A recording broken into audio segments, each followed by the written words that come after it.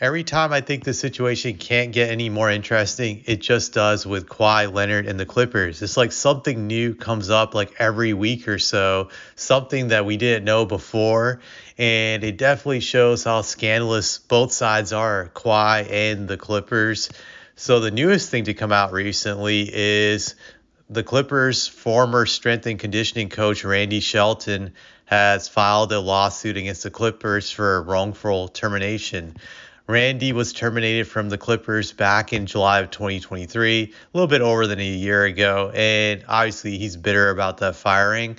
But through his lawsuit, he alleges that tampering went down with the Clippers and Kawhi, that they were tampering a few years before they even got Kawhi to get him to the Clippers, and Randy Shelton was one of those people they were using to tamper with to get Kawhi. So a little background on Randy Shelton is that he was Kawhi's strength and conditioning coach when he was back at San Diego State University. So these two go way back. They have a personal relationship. Obviously, he's Kawhi's personal trainer. So that it goes way back. And it's interesting because in this article, it brings up, I'm going to read this excerpt right here. Beginning in 2017, while Leonard remained under contract with the Spurs, Shelton said a Clippers executive contacted him to seek private health information about Leonard and expressed the need for discretion. The two sides spoke approximately 15 times on the phone and had at least 7 meetings, according to the lawsuits, as the Clippers sought to learn more about Leonard's contractual obligations with the Spurs and his medical situation. So this began way back in 2017, right when the Spurs were having issues with Kawhi Leonard. And in my previous videos, I've always said that Kawhi was trying to use this injury to get out of San Antonio. He had plans to get out from the beginning, regardless of whether or not he was healthy or not. And he milked this injury when the Spurs actually diagnosed it correctly, that he just wanted to get out of there and go to LA, preferably the Lakers, but the Clippers were the backup if he couldn't get to the Lakers. And the only reason he didn't go to the Lakers is because LeBron went there first and he didn't want to share the team with LeBron, obviously. So that's something I've said before. And this, if it's true, it does confirm what I've been speculating for a while, that Kawhi and his uncle Dennis were planning to get out of San Antonio right after the 2017 season ended. And they were going to use anything to get out of there. And they were sending out feelers to both the Lakers and Clippers that they were interested in coming to LA and they wanted to get there. So I think that's one thing this points out. Excuse me. And another excerpt from this article I want to read is, but on or around February 2019, I'm going to read again, but on or around February 2019, Shelton said he met in San Diego with Frank, who personally assured him that he would have a role on the team's strength and conditioning staff if Leonard joined the Clippers. Shelton said if he met with the Clippers during the Raptors playoff run regarding Leonard's willingness to join the team. So he did meet with them during the 2019 playoff run when the Raptors are on that championship run.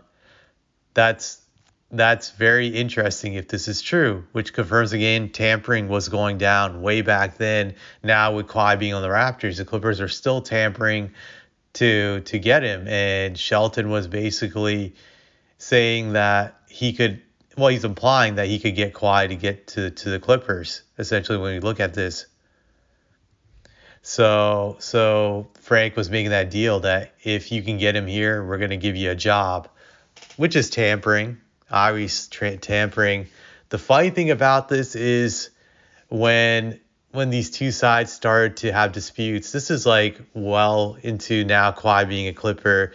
This is like the year where he tears his ACL, which is spring of 2021. And this is how I really know that this guy probably was down with Kawhi, that there has to be some truth to this. So here's what happened between Randy Shelton and the Clippers management is that essentially Randy didn't agree with how they were handling Kawhi's ACL injury.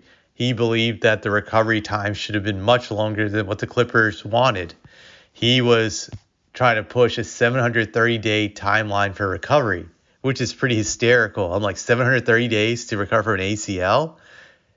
If I'm the Clippers, I would have felt the same way. I would have been like, get the fuck out of here. 730 days when historically, this injury has always been an injury that takes a year to recover. That's essentially like 2 years if you do the math. I'm trying to do the math in my head. Yeah, that is 2 years. You're basically saying, hey, we need 2 years to recover from an injury that normally takes 1 year. That makes no sense. Basically, Kawhi wants to get 2 years free of getting free payments and not doing nothing, which goes back to what I've called him for a while now, part-time superstar. I don't blame the Clippers for firing this guy after that stupid suggestion. That to me is a dumb suggestion. I'm like, 2 years? Get out of here. But I'm sure Kawhi, that's what Kawhi wanted also. So he's probably one of Kawhi's mouthpieces. That's what I would assume. So this is what Kawhi wanted. He wanted 730 days to recover, which is still pretty funny. But the Clippers thought it was stupid. And then just in July of 2023, they were just like, yeah, we're done with this guy. We're done with Randy. And now, a year later, Randy's obviously bitter about the situation. And I don't blame him because the Clippers were basically promising him a long-term position to be part of their team if he could help them get Kawhi. So I'm sure he feels wronged in that regard. But this shows to me a larger problem, which is tampering in the NBA. I always knew tampering existed. I was never blind and not naive to believe it didn't exist. But I didn't realize how sophisticated and complex it was until, as a Spurs fan, just seeing how the Kawhi saga played out. That just you saw the Clippers and Lakers working behind the scenes to get him during that season. That there's that alleged secret meeting Kawhi had with Magic Johnson during a Dodgers game when Magic was, I believe, the GM of the Lakers. Just that went down, and just how basically they were in all cahoots with each other to get Kawhi out of San Antonio, and Kawhi was also working with them by sabotaging the Spurs, sitting out games, refusing to communicate with the Spurs whenever they tried to reach out to him. He was MIA. He even hid in New York when they tried to meet him in like a NBA facility. He ran and he got out of there. To me, it was just diabolical. Just the scheming and plotting, just they all had together. Just to me is very sophisticated. And this also shows that too with this trainer guy being involved in this, that this is just a terrible look from the NBA. And I suspect tampering is going on right now with some stars right now in the league as we speak. If this could have gone on with Kawhi like several years ago, it's hard for me to believe that it's not going on right now with some guys. For all we know, Giannis could be in cahoots with some teams right now because he's hinted about wanting to get traded from the Bucks. It wouldn't shock me. So these are things that we should pay attention to, that it's really a bad look for the league. It's just a terrible, terrible look, I have to say. And I don't think you could ever stop at 100% because there are always going to be teams and players that'll try to get around the rules when it comes to tampering. And they'll think they're above the rules so they can get away with it and they won't get caught. This is always going to be out there. But if this is proven true, if this guy, Randy Shelton, has concrete proof all this stuff went down, I definitely believe the Clippers should lose their draft picks for the next 10 years. I know I sound cruel, but I definitely believe any team that engages in this should go a decade without draft picks, and they should go like 4 or 5 years with limited cap space. I think the punishment has to be so extreme that very few will think about doing it, that it's that risky.